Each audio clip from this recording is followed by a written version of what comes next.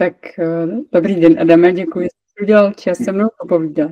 Já jsem teď koukala do nějakých svých systémů a zjistila jsem, že spolupracujeme s nějakýma jako pauzama už asi 9 let, což mě ohromilo. Vy máte firmu na takový prémiový stínění, děláte hodně klimatické pergoly, že jo?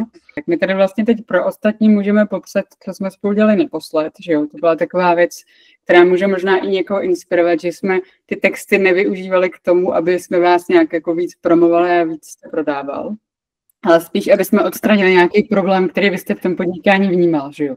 Ten problém spočívá v tom, že jsme měli klasickou otvírací dobu od do. A já jsem chtěl, aby zákazníci si tu schůzku se mnou domluvali předem, abych měl na ně čas a v klidu jsme tu hodinku mohli tu jejich pergolu probrat. Nevždy to šlo udělat, když jsem tu provozní dobu dřív měl, tak se stalo, že zákazníci najednou přišli 3. Jeden tady čekal, druhý čekal, nemohl se těm zákazníkům věnovat, nebo dal nějakou objednávku, měl jsem telefon. Teďka jsme přišli s tím kalendářem schůzkovým, úžasný nástroj. Je to spojené s mým kalendářem, takže zákazník, já jsem si tam naklikal termíny, které já jsem k dispozici, které nejsem. Funguje to neskutečně.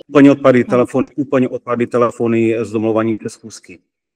A ten zákazník, já jsem si tam dal nějak... Tentokrát tolik neřešili, jakoby jak něco naformulovat, že jo, nehráli jsme si s nějakýma extra jako textama a výrazama, ale spíš jsme si spolu sedli a zamysleli se vlastně, jak by ta komunikace mohla nějak víc zhladčit to vaše fungování pro vás. Na tom webu bylo i zavadějící ta obvyklá časová dostupnost, která je uvedena u telefonního čísla, která jako běžně, tak vždycky to bylo pochopeno a často to zákazníci brali, že ta dostupnost toho telefonního čísla má na tom showroomu.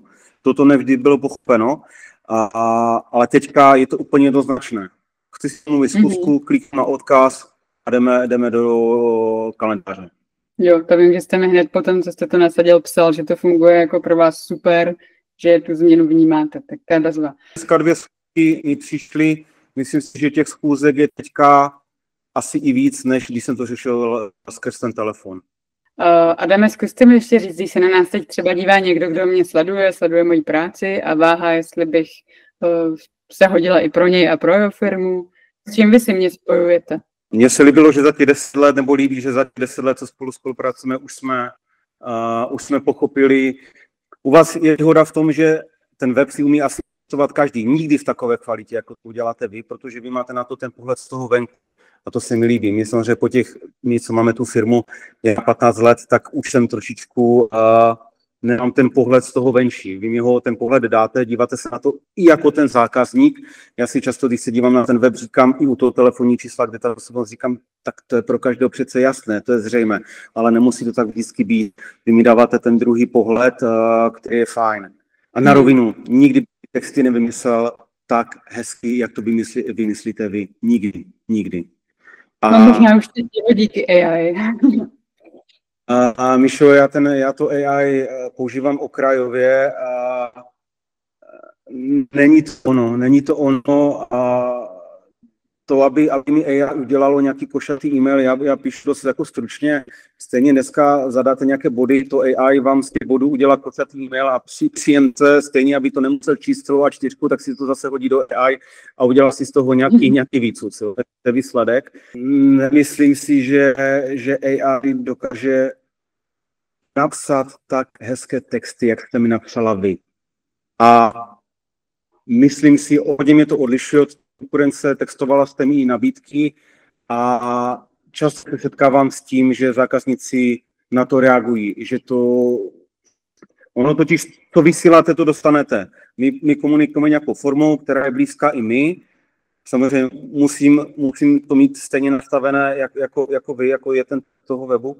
A chodí mi většinou díky textům fajn zákazníci.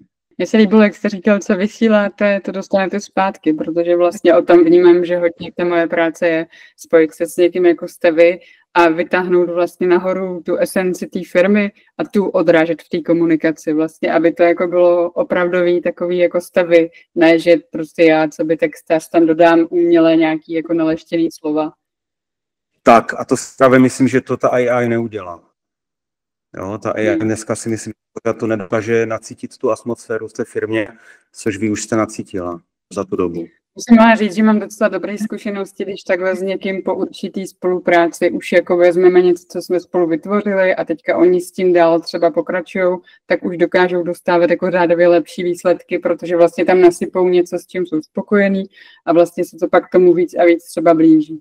Není to, že se to jednou za 10 let udělá a tím to hasne, pořád se na tom pracuje a jsou to právě potom ty zkušenosti z toho fungování toho webu nebo toho podnikání, to funguje, nefunguje. A právě to byla ta domlouvání těch schůzek. Tak jo, Adame, já moc děkuju, že jste si na mě udělal čas a popsal to třeba nějakým mým budoucím klientům tu spolupráci.